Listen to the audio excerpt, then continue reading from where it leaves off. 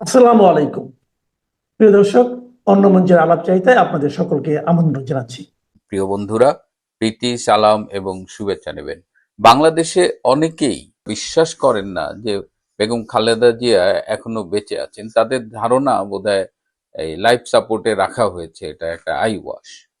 কিন্তু একটা মৃত মানুষকে আসলে অনেক দিন লাইফ সাপোর্টে রাখা যায় না। সর্বোচ্চ চেষ্টা করে 7 দিন হয়তো রাখা যেতে পারে, তারপরে কিন্তু আর তাকে আর রাখা সম্ভব হয় না।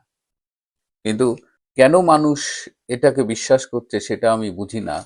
অথচ ডাক্তাররা বলছেন তিনি বেঁচে আছেন, তার মানে কি ডাক্তারদের এই কথা বিশ্বাসযোগ্য না? এর সাথে আবার এই যে কাতার রয়্যাল অ্যাম্বুলেন্স, কাতারের আমির যে কাতার রয়্যাল অ্যাম্বুলেন্স পাঠাবেন, সেটি গতকাল রাতে অথবা আজকে ভোরে আসার কথা ছিল, সেটিও আসেনি। এবং বলা হচ্ছে যে কারিগরি ত্রুটির কারণে সেটি কাতার থেকে ফ্লাই করেনি। একটা রয়্যাল ফ্যামিলির এত হাইটেক আইসিইউ অ্যাম্বুলেন্স, সেটা তো ওয়েল মেনটেইনড হওয়ার কথা। সেটা কেন কারিগরি ত্রুটির জন্য আসতে পারলো না? এর কারণে আরো বেশি সন্দেহ দানা বেঁধেছে। তাহলে কি ম্যাডাম জিয়াকে লন্ডনে পাঠানো হবে কি না? এদিকে আজকে তার পুত্রবধূ তারেক রহমানের ওয়াইফ ডক্টর জুবাইদা রহমান ঢাকায় এসে পৌঁছেছেন। এখন আমরা জানতে পারছি যে কাতারের আমির, যেহেতু কাতার থেকে অ্যাম্বুলেন্সটা আসেনি, তিনি জার্মানি থেকে একটা এয়ার অ্যাম্বুলেন্স ভাড়া করে সেটি বাংলাদেশে পাঠাচ্ছেন এবং সেটি আগামীকাল আসবার কথা। যদি সব ঠিক থাকে তাহলে হয়তো রবিবার বেগম জিয়াকে লন্ডন নিয়ে যাওয়া হবে। এটা নিয়েও কথা উঠেছে যে কেন লন্ডন, এত দীর্ঘ যাত্রা প্লেনে করে যাওয়া তিনি সহ্য করতে পারবে কিনা, কেন সিঙ্গাপুরে না কিংবা থাইল্যান্ডে না, এগুলো আলাপ হয়েছে। এত কিছু আলাপের মধ্যে আজকে ঢাকার সময় বিকেল 5টায় বেগম খালেদা জিয়ার একটা কোলোনোস্কোপি টেস্ট করা হয়েছে। কোলোনোস্কোপি টেস্টটা আসলে এই যে আমাদের যে অন্ত্রনালী থাকে, এই যে খাদ্যনালী পরে পাকস্থলী হয়ে বৃহদন্ত্র হয়, ক্ষুদ্রান্ত বৃহদন্ত্র, সেই বৃহদন্ত্রের ভেতরের অবস্থাটা পরীক্ষা করে দেখা হয় এই কোলোনোস্কোপি করে, যে কোনো ব্লিডিং আছে কিনা বা কোনো পলিপ আছে কিনা বা কোনো ক্যান্সারাস গ্রোথ আছে কিনা। তো আজকে বিকেল 5টায় বেগম খালেদা জিয়ার এই কোলোনোস্কোপি পরীক্ষাটা করা হয়েছে। এই কোলোনোস্কোপি পরীক্ষার মধ্য দিয়ে এবং এটা তাকে বিকেল 5টায় তাকে অপারেশন থিয়েটারে নিয়ে গিয়ে কোলোনোস্কোপি করা হয়েছে। তার মানে তাকে যখন অপারেশন থিয়েটারে নিয়ে যাওয়া হয়েছে, তাকে পোর্টেবল ভেন্টিলেটরে করে নিয়ে যাওয়ার কথা। সাধারণত বিদেশে পোর্টেবল ভেন্টিলেটর করে নিয়ে যায়, আমার ধারণা এবার কেয়ারেও সেই ব্যবস্থাটি আছে। এই যে কোলোনোস্কোপি করা হলো, এই পোর্টেবল ভেন্টিলেটরে করে নেওয়া হলো, এর মধ্য দিয়ে এটুকু অন্তত বোঝা যায় যে তার ব্রেইন ডেথ হয় নাই। আমরা যে বলছি অনেকেই যে তিনি মারা গেছেন, আহ, সম্ভবত এটি সত্যি না। তিনি এখনো জীবিত আছেন এবং তার আজকের অক্সিজেন লেভেল সেই 35%ই রয়ে গেছে। বরং নর অ্যাড্রেনালিন, একটা ওষুধ যেটার মধ্য দিয়ে রক্তচাপ নিয়ন্ত্রণে রাখা হয়, সেটার পরিমাণ আগের থেকে এখন অনেক কমিয়ে আনা হয়েছে। তাও মানে তার অবস্থাটা বেটার, আগের থেকে একটু ইমপ্রুভ করেছে। এবং এখন তাকে, যে আমি জানি না কোলোনোস্কোপির রেজাল্ট বা কেন কোলোনোস্কোপি করেছে সেই রেজাল্টের উপরে কোনো ডিসিশন চেঞ্জ হবে কিনা, কিন্তু তার বর্তমান অবস্থায় অ্যাম্বুলেন্সে ফ্লাই করানো যেতে পারে। প্রিয় বন্ধুরা, বেগম খালেদা জিয়ার ব্যাপারে আমার কাছে আজকে এই আপডেট ছিল। দর্শক, যখন একজন বড় মাপের রাজনৈতিক নেতা অসুস্থ হন তখন সেটা শুধু চিকিৎসার বিষয় থাকে না, পরিণত হয় জাতীয় আগ্রহের কেন্দ্রে। বিএনপি চেয়ারপারসন বেগম খালেদা জিয়ার ক্ষেত্রেও তাই হয়েছে। রাত পোহালে খবর আসার কথা ছিল কাতার সরকার এয়ার অ্যাম্বুলেন্স যোগে তিনি পৌঁছে গেছেন লন্ডনের বিশেষায়িত হাসপাতালে। কিন্তু মাঝরাতে একটা শব্দ এসে সব থমকে দিল। শব্দটি হলো কারিগরি ত্রুটি। প্রশ্ন হলো, অধ্যাপক ইউনূসের অন্তর্বর্তী সরকার উপদেষ্টা পরিষদের বিশেষ বৈঠক ডেকে অসুস্থ খালেদা জিয়াকে অতি গুরুত্বপূর্ণ ব্যক্তি বা ভিভিআইপি বলে ঘোষণা করলো, তার নির্বিঘ্ন চিকিৎসা, নিরাপত্তা ও যাতায়াত সুবিধা নিশ্চিত করার ব্যবস্থার কথা জানালো। সেখানে কাতার আমিরি ফ্লাইটের মতো কাতার সরকারের ভিভিআইপি এয়ারলাইনের কারিগরি ত্রুটির অজুহাত কতটা যুক্তিযুক্ত? কারণ কাতার এক্সিকিউটিভের মতো বিখ্যাত প্রতিষ্ঠানের এয়ার অ্যাম্বুলেন্সের একটি এয়ারবাসের জন্য বিকল্প 15টি অত্যাধুনিক গালফ স্ট্রিম G65OER জেট আছে। তাহলে যখন এমন একটি সরকার পরিচালিত ভিভিআইপি ফ্লাইটের জরুরি চিকিৎসা পরিবহনের ক্ষেত্রে কারিগরি ত্রুটির অজুহাত আসে, তখন সেই সমস্যাটি কি ইঞ্জিনে, নাকি আসলে সমস্যাটি ইঞ্জিন রুমে, মানে সিদ্ধান্তের জায়গায়? এই প্রশ্ন ওঠা একেবারেই অস্বাভাবিক নয়।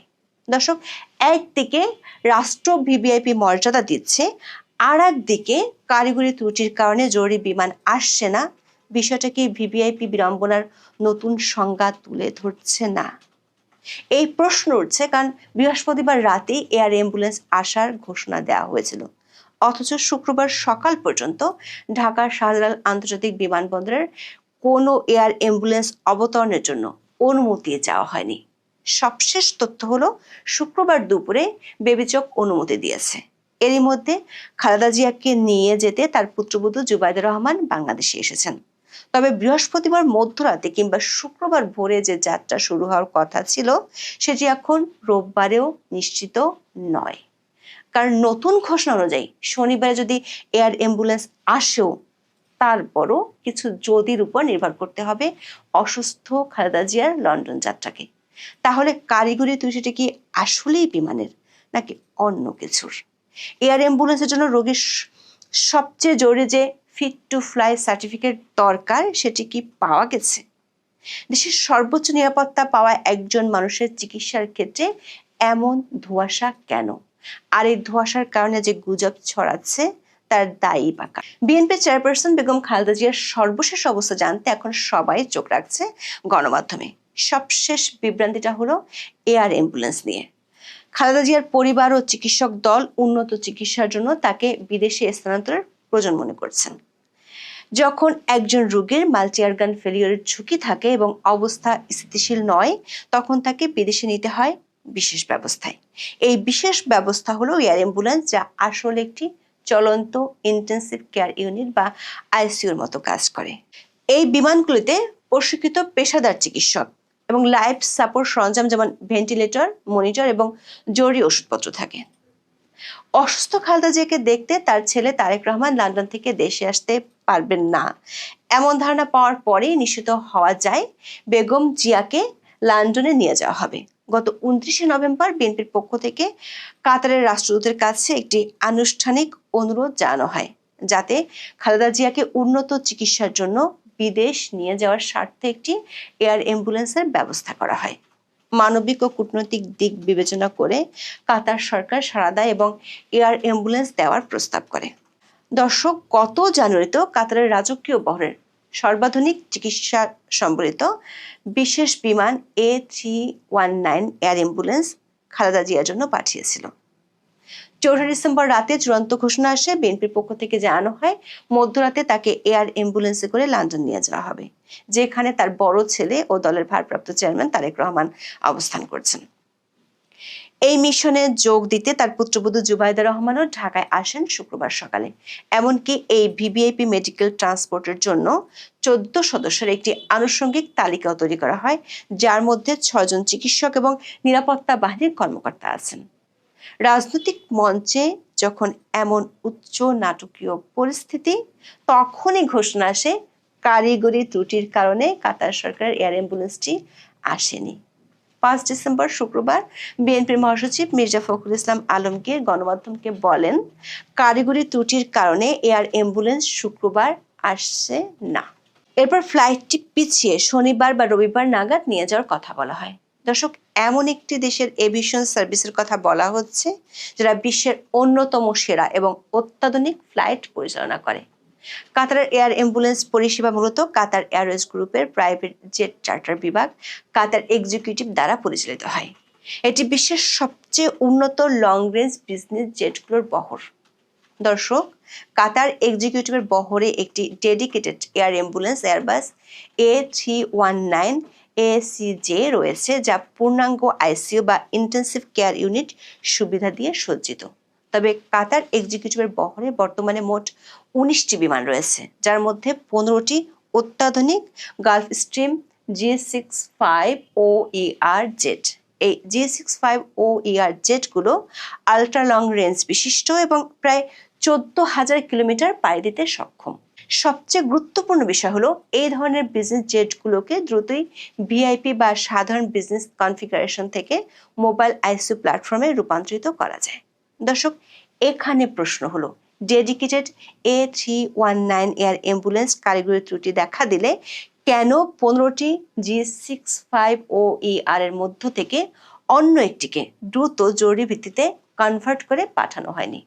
কাতার এক্সিকিউটিভের মতো বৃহৎ ফ্লাইট পরিচালনাকারী প্রতিষ্ঠানের এই ব্যাকআপ ব্যবস্থা আছে। দর্শক, ফ্লাইট রেকর্ড অনুসারে A319 কাতার এয়ার অ্যাম্বুলেন্সটি গত 22 নভেম্বর দুপুর 1টার দিকে সৌদি আরবের কিং খালেদ আন্তর্জাতিক বিমানবন্দর থেকে উড্ডয়ন করে। এরপর থেকে এর কোনো ফ্লাইট ডেটা রেকর্ডে নেই। তারপর থেকে এটি গ্রাউন্ডেড আছে। দর্শক, আরও বিভ্রান্তি আছে। কাতার এয়ার অ্যাম্বুলেন্স নিয়ে বাংলাদেশের গণমাধ্যমগুলোর সবশেষ খবরগুলোতেও আছে বিভ্রান্তি। BDNews24.com এর খবরে বলা হয়েছে, খালেদা জিয়াকে চিকিৎসার জন্য লন্ডনে নিয়ে যেতে কাতার সরকারের ব্যবস্থাপনায় জার্মানি থেকে এয়ার অ্যাম্বুলেন্স আসবে ঢাকায়। ঢাকায় কাতার দূতাবাসের জনসংযোগ কর্মকর্তা আসাদুর রহমান আসাদ শুক্রবার বিকেলে BDNews24.com-কে বলেন, কাতার সরকার এই এয়ার অ্যাম্বুলেন্স ভাড়া করে দিচ্ছে, সেটা জার্মানি থেকে ঢাকায় আসবে। শনিবার বিকেলে ওই এয়ার অ্যাম্বুলেন্স ঢাকায় পৌঁছাতে পারে বলে দূতাবাস থেকে প্রাথমিক ধারণা দেওয়া হলেও একটি সূত্র জানিয়েছে বিষয়টি আরও বিলম্বিত হতে পারে। দৈনিক সমকালের খবরেও একই ধরনের তথ্য দেওয়া হয়েছে। তবে আজকের পত্রিকার খবরে বলা হয়েছে, এখন যে এয়ার অ্যাম্বুলেন্সটি আসছে সেটিও কাতারের, কিন্তু জার্মান কোম্পানির তৈরি। কাতার জার্মানি থেকে কোনো এয়ার অ্যাম্বুলেন্স বাংলাদেশে পাঠাচ্ছে না। দর্শক, একটি বিদেশি এয়ার অ্যাম্বুলেন্স ঢাকায় ল্যান্ড করতে হলে তার জন্য ল্যান্ডিং পারমিশন নিতে হয়। ঢাকা ট্রিবিউন ও এভিয়েশন এক্সপ্রেসে দুটি খবরে নিশ্চিত করা হয়েছে, শুক্রবার সকাল পর্যন্ত বাংলাদেশের সিভিল এভিয়েশন অথরিটির কাছে এ ধরনের কোনো অনুমতি চাওয়া হয়নি। দুটি সংবাদ মাধ্যমে স্পষ্ট করে জানিয়েছে, কোনো ধরনের ফ্লাইট শিডিউল, ল্যান্ডিং রিকোয়েস্ট বা প্রিয়র নোটিফিকেশন, মেডিকেল ইভাকুয়েশন, ফ্লাইটের জন্য প্রয়োজনীয় কাগজপত্র কোনো কিছুই দাখিল করা হয়নি। বেসামরিক বিমান চলাচল কর্তৃপক্ষের একজন জ্যেষ্ঠ কর্মকর্তা শুক্রবার সকালে BDNews24.com-কে বলেছিলেন, ঢাকার শাহজালাল আন্তর্জাতিক বিমানবন্দরে এয়ার অ্যাম্বুলেন্স নেওয়ার জন্য কোনো শিডিউল চাওয়া হয়নি। সে কারণে বেবি চক বা শাহজালাল বিমানবন্দর কর্তৃপক্ষের তরফে কোনো প্রস্তুতিও রাখা হয়নি। দর্শক, এর অর্থ হলো বিএনপির পক্ষ থেকে 4 ডিসেম্বর এয়ারবাস আসার যে ঘোষণা দেওয়া হয়েছিল সেটি ঠিক ছিল না, কারণ বেবি চককে না জানিয়ে কোনো এয়ারলাইন ঢাকা এয়ারপোর্টে ল্যান্ড করার সুযোগ নেই। টাইমস অফ বাংলাদেশ তাদের সবশেষ খবরে জানিয়েছে, ঢাকার হযরত শাহজালাল আন্তর্জাতিক বিমানবন্দরে কাতারের একটি এয়ার অ্যাম্বুলেন্স অবতরণের অনুমতি দিয়েছে বেসরকারি বিমান চলাচল কর্তৃপক্ষ বা বেবি চক। শুক্রবার দুপুরের পর ওই অনুমতি দেওয়া হয় বলে বেবি চকের একটি সূত্র টাইমস অফ বাংলাদেশকে নিশ্চিত করেছে। দর্শক, এয়ার অ্যাম্বুলেন্স আসলেও খালেদা জিয়াকে নেওয়া হবে কি না সেটি নির্ভর করছে কিছু যদির উপর। সে যদির কথা অবশ্য বলেছেন বিএনপির মহাসচিব মির্জা ফখরুল ইসলাম আলমগীর। 5 ডিসেম্বর তিনি বলেছেন, খালেদা জিয়া বর্তমানে গুরুতর অসুস্থ। চিকিৎসকরা যদি নিশ্চিত করেন যে তিনি বিমানে ওঠার জন্য উপযুক্ত, তাহলেই উন্নত চিকিৎসার জন্য তাকে লন্ডনে নিয়ে যাওয়া হবে।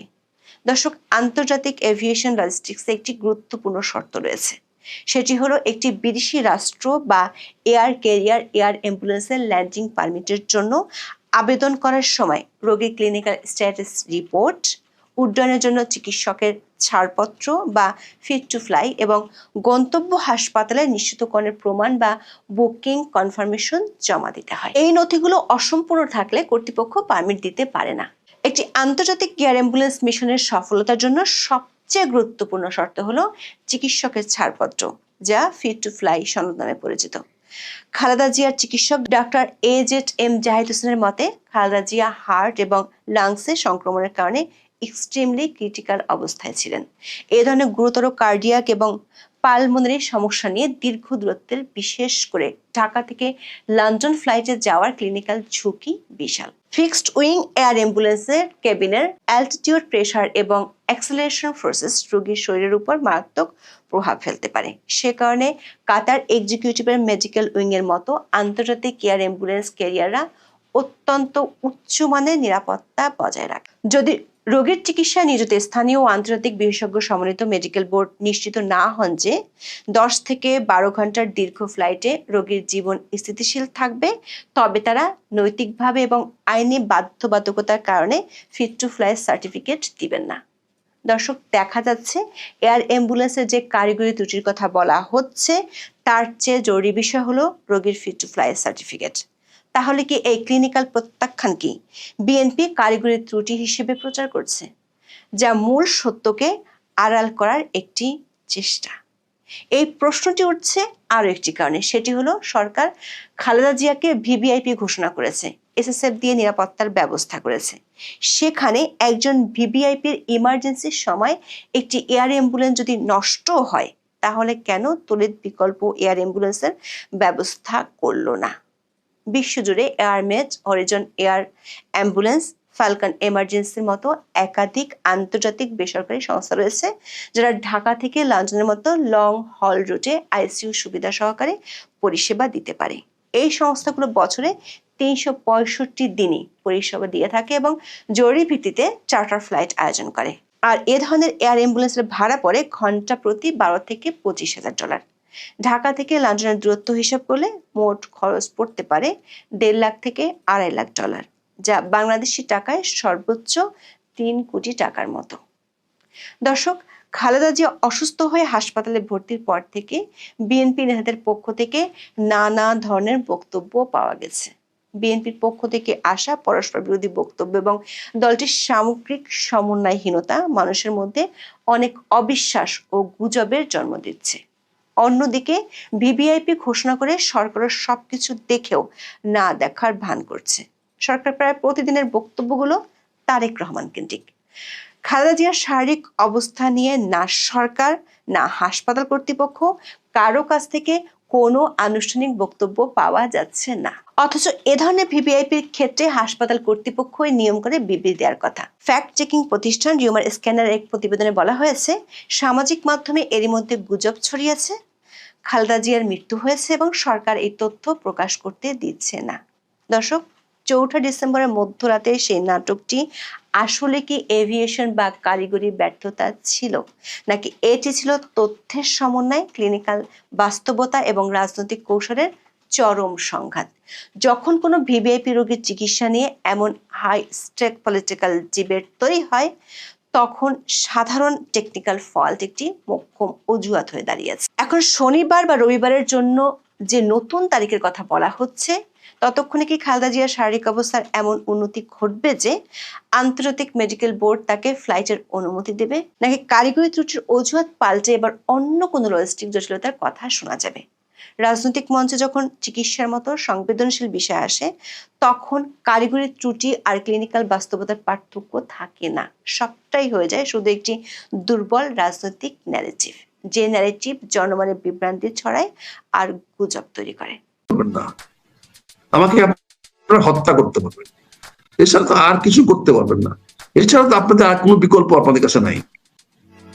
কাজেই আমি অত্যন্ত করজোরে বিনীতভাবে আপনাদের কাছে আহ্বান জানাচ্ছি, প্লিজ দয়া করে সকল বিতর্কের ঊর্ধ্বে উঠে মানুষের সকল জল্পনা কল্পনা অবসান করার জন্য অনতিবিলম্বে ম্যাডামের একটি 15 সেকেন্ডের যে উনার নিতর দেহটা বাংলাদেশে এখনো এভারগ্রিন হাসপাতালে আইসিইউতে আছে, কিন্তু ওটার ভিতরে কোনো আত্মা নাই, একটা ভিডিও করে ক্লিপটা প্রচার করেন, তাহলে আপনাদের আমাদের সবার জন্য সুখ হবে, শান্তি হবে, স্বস্তি হবে। আর আমরা এমন একটা পর্যায়ে আসছি যে আমরা সত্য কথা বলতে গেলে আমাদের উপরে খড়গ নেমে আসে। আজকে বেচারা পান্না আমার সঙ্গে আলোচনা করতে গিয়ে বিপদে পড়েছে। আজকে পুনিও একই অবস্থা, তার উপরে ভীষণ প্রচন্ড বড় চাপটা হলো যে আমাকে যেন কথা বলতে বলাতে না হয়। যদি আমরা কথাই বলতে না পারি, তাহলে আপনি এত ঘটা করে বলছেন কেন যে বাংলাদেশে কারো কথা বলা নিষেধ নাই? ডক্টর ইউনূস সাহেব তো তার প্রথম বক্তৃতায় বলেছেন আপনারা মন খুলে কথা বলবেন, আপনাদের মনের যা আছে জানাবেন। এটাতে আমি উপকৃত হব। বিপরীতে কি হতে পারে সেইগুলো আলোচনা করলে আমাদেরকে, সে আলোচনাগুলোকে ধরে ওই যে কি বয়াতির মতো কি কথা বলছে, একটা কথাকে ধরে ওনাকে লটকানোর চেষ্টা করতেছে। এই তো আমরা টিপিক্যাল পরশ্রীকাতর বাঙালি। এই তো আমরা অল্প শিক্ষায় আমরা বলেন আমরা অনেক বড় বড় কথা বলে ফেলি। আমরা বলেন অনেক জিনিস আছে যেটা জনগণের কাছে আমরা জানতে দেই না, জনগণের সামনে সত্য প্রকাশ করতে দেই না, জনগণকে মনে করে বোকা এবং এরা কোনো কিছুই বুঝে না, বোঝার ক্ষমতা নাই। আচ্ছা, সারা বাংলাদেশে দেখেন আপনারা কি খবর দিচ্ছেন। একদিকে সারা বাংলাদেশের সরকার, একদিকে বড় দল, রাজনৈতিক দলগুলো কি বলছে, আর আমি একজন ক্ষুদ্র ব্যক্তি কি বলছি। আমার বক্তব্যগুলো পুরো সরকারের বক্তব্যের চ্যালেঞ্জ হয়ে যাচ্ছে। আমার বক্তব্যগুলো রাজনৈতিক দলের বিরুদ্ধে রাজনৈতিক বক্তব্যের চ্যালেঞ্জ হয়ে যাচ্ছে, বড় বড় নেতাদের বক্তব্যের চ্যালেঞ্জ হয়ে যাচ্ছে। সেখানে আমার চ্যালেঞ্জটা জনগণ গ্রহণ করছে। জনগণ আমার পক্ষে, জনগণ আমার কথা শুনতে চায়, আমার কথা জানতে, কারণ জনগণের মধ্যে আস্থা আছে, বিশ্বাস আছে, আমি যে কোনো মূল্যে সত্য প্রকাশ করবই ইনশাল্লাহ। কাজে আজকে এই নাটকগুলো করার দরকার তো নাই। আপনি কালকে বলছেন, পরশুদিন বলছেন রাত্রে মধ্যরাত থেকে সকালের মধ্যে উনি এয়ারপোর্টে চলে যাবেন, রাত্রেই চলে আসতেছে কাতার এয়ারক্রাফট, আপনারা চলে যাবেন। তারপরে বললেন যে তারপরে বললেন জুবাইদা রহমান আসতেছে সকালবেলা 9টার মধ্যে আসতেছেন, এবং আপনি 9টার মধ্যে উনি আসতেছেন না, এটা তো আপনার জানা উচিত। যেহেতু বিমান কটার সময় ছাড়লে কতক্ষণ আসতে পারে, এটা তো রকেট সায়েন্স না, এটা তো বিমানের শিডিউলিং মধ্যে লেখা থাকে যে 11টার সময় স্টার্ট করছে, 8টার সময় পৌঁছবে। এর হেরফের তো হয় না। এখানে তো আকাশে ট্রাফিক জ্যাম হয় না, এয়ার জ্যাম হয় না, যে একটা প্লেন নামতে পারতেছে না, একটা প্লেন বাংলাদেশে ঢাকা শহরের জন্য, তাহলেও বুঝতাম যে ঠিক আছে। আর এখন আবহাওয়া তো খারাপ না, তারপরে ঠিক আছে 10টা বাজুক 11টা বাজুক, সেটা বড় কথা নয়। বড় কথা আপনারা সত্য কথাটা বলতে পারছেন না কেন? আপনি সত্য জিনিসটাকে মানে জানাতে চাচ্ছেন না কেন? দেখেন, সত্যটা খুব অল্পতে প্রকাশ করা যায়, খুব অল্পতেই একটা 30 সেকেন্ড বা 15 সেকেন্ডের একটা ক্লিপ দিয়ে সারা জনগণকে জানিয়ে দেওয়া যায় দেশমাতার স্বাস্থ্যের বর্তমান কি অবস্থা। ওনার ব্যক্তিগত ক্যামেরাম্যানের একটি ক্লিপ নিয়ে, ক্যামেরাম্যানের একটি ছবি উঠায়ে একটা 30 সেকেন্ডের ভিডিও করে যদি আপনি সারা দেশের মানুষের মিডিয়াকে দিয়ে দেন, তাহলে কিন্তু সকল জল্পনা কল্পনা গুজব এক মুহূর্তে দূর হয়ে যায়। দরকার শুধু ওনার পার্সোনাল ক্যামেরাম্যানও আছে, সে পার্সোনাল ক্যামেরাম্যান তো তার ভিতরে গিয়ে একটা ছবি তুলতে পারে, যেটা আমরা বলেছিলাম ডক্টর ইউনূস সাহেবের পার্সোনাল ক্যামেরাম্যান আছে, সেটা সবখানে যায়, যেখানে যায় সেই ক্যামেরাম্যান অ্যালাউড। তো উনি যখন দেশমাতা খালেদা দেখতে গেলেন, তখন উনি যখন পাশে গিয়ে দাঁড়ালেন, সেই পাশে দাঁড়ানোর একটা ছবি কেন আমরা দেখতে পেলাম না? একটা ছোট্ট ক্লিপ কেন দেখতে পারলাম না? একটা 15 সেকেন্ডের একটা ভিডিও কেন আমরা দেখতে পারলাম না? সে 15 সেকেন্ডের ভিডিও দেখলেও তো মানুষের অনেক প্রশ্নের জবাব এসে যেত, মানুষ স্বস্তিতে পাইতো, মানুষ টেনশনে থাকতো না, এই হাইপার টেনশন ঢুকতো না, এই সারা লোকগুলা গিয়া হাসপাতালে পড়ে থাকতো না, বসে থাকতো না। দেখেন তো কত হাজার হাজার লোক প্রতিদিন সারা রাত, একটা রাতের বেলা খালি থাকে না, সারা রাত ওখানে লোকজন বসে আছে, শুয়ে আছে, বলেন পাশে কাগজ পুরাইয়া আগুন পোড়াচ্ছে শীত থেকে বাঁচার জন্য। তো এটা কেন হচ্ছে তাদের মধ্যে টেনশন আছে, তাদের মধ্যে একটা আবেগ আছে, তাদের মধ্যে একটা উৎকণ্ঠা আছে। সে আবেগ উৎকণ্ঠা দূর করা কি আপনার সরকারের দায়িত্ব না? এটা কি আমার রাজনৈতিক দলের বড় বড় নেতাদের দায়িত্ব না? এটা কি ওনার পরিবারের যারা শীর্ষে আছে তাদের দায়িত্ব না? তাহলে এই কাজটা যদি আপনারা করেন, আর তো কিছু বলার দরকার নাই, কারো কথাই তো বলার নাই।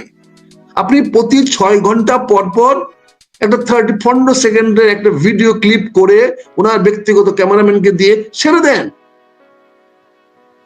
দেখেন বাংলাদেশের মানুষ কিভাবে এটাকে গ্রহণ করে এবং মানুষ কত দোয়া করবে। দেখেন মানুষ তখন কনফিউজড হয়ে যাচ্ছে, কিসের জন্য দোয়া করব? আমাদের দোয়া যদি কবুল না হয়, মানুষ তো দোয়ারও একটা নিশ্চয়তা চায় যে দোয়া করলাম অথচ কোনো কাজে লাগলো না, তাইলে এখন মানুষ তো আদারওয়াইজ আপনার বাঁচার জন্য দোয়া করেন নাই, হয়তো অন্য কিছুর জন্য দোয়া করেছেন। এটাও তো হতে পারে, মানুষের মধ্যে কল্পনা আসতে পারে। আমি সম্ভাবনার কথা বলছি, আমি বিকল্প চিন্তার কথা বলছি। চিন্তা কোনো সময় এক হয় না, চিন্তার বিকল্প চিন্তা থাকে। মানুষ সবাই একমুখী দেখে না, সবাই একমুখী চলে না, সবার সামনে মানে সামনে না, কারো পিছন কারো সামনে। কাজে এটা আমাদের জানতে হবে, বুঝতে হবে, এটা আমাদের রিয়েলাইজ করতে হবে অন্তঃস্থল থেকে। কাজে আপনারা এই যে গুজব ছড়ানোর ব্যবস্থা করছেন, এই বিমান ত্রুটি দেখা দিয়েছে, উনি আসলে আজকে চলে যাবেন, কালকে পর্যন্ত বলেছেন যে জুবাইদুর রহমান আসবেন, 1 ঘন্টা বাসায় রেস্ট করবেন, তারপরে উনি আসবেন, উনি এসে দেখে তারপরে এয়ারপোর্টে নিয়ে যাবেন এবং ওনারা চলে যাবেন। বলেন সাধারণ ছেলেরা আমাদের কথা বলে, যারা আমাদের আশেপাশে বসে আছে, সাধারণ ছেলেরা বলে স্যার এটা কি করলো, স্যার টেলিভিশন এটা কি বললো, আর বাস্তব দেখেন স্যার কি হইতেছে। এই যে মানুষকে আপনি কিভাবে শান্ত করবেন যদি এরকম ভুল বিভ্রান্তিকর তথ্য দেন? আর অন্যরা যদি কোনো সম্ভাবনার কথা বলে, বিকল্পের কথা বলে, তখন আপনারা তার উপরে হামলা করে উঠেন, তাদের উপরে অ্যাকশন নেওয়ার হুমকি দেন। আজকে বেচারা পান্না কথা বলতে সাহস পাচ্ছে না, আজকে বেচারা পুনিয়া আপনাদের সামনে আসতে সাহস পাচ্ছে না। কেন? এটা তো রুটি রোজগারের প্রশ্ন। এখানটা যদি বন্ধ করে দেন, তাদের রুটি রোজগার বন্ধ হয়ে যাবে। কিন্তু আমার তো রুটি রোজগারের ব্যাপার না, আমার আমানত, আল্লাহ যে আমানত আমার কাছে রেখেছে, সে আমানতটাকে আল্লাহর কাছে ফিরিয়ে দেওয়া, অর্থাৎ জনগণের সামনে সত্য প্রকাশ করা।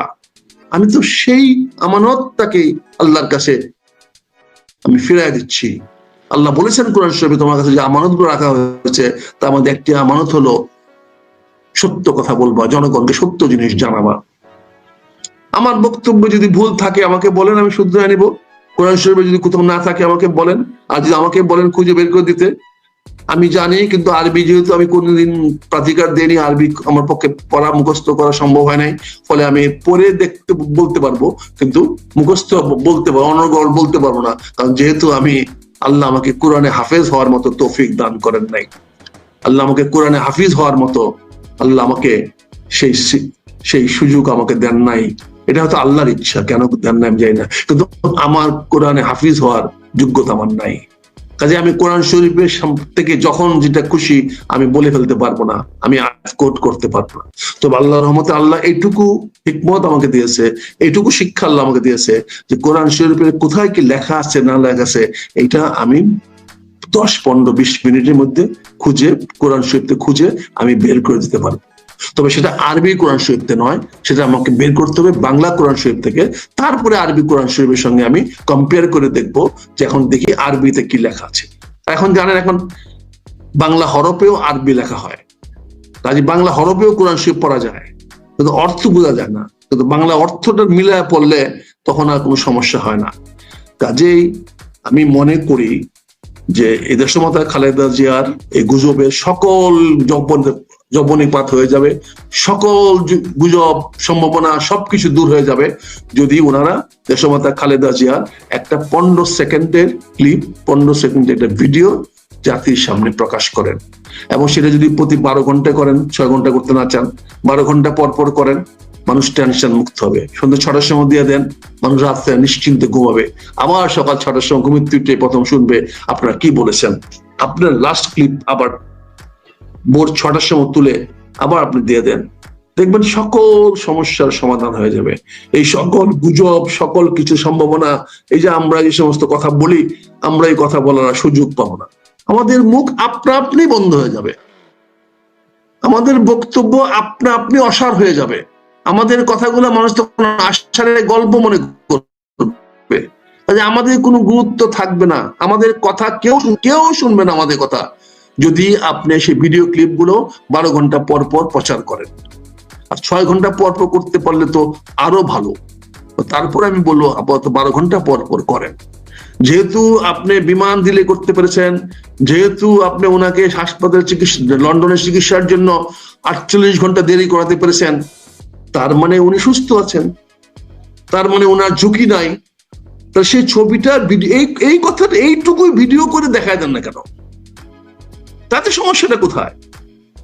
আপনারা তো ইতিমধ্যে 48 ঘন্টা পিছিয়ে দিয়েছেন।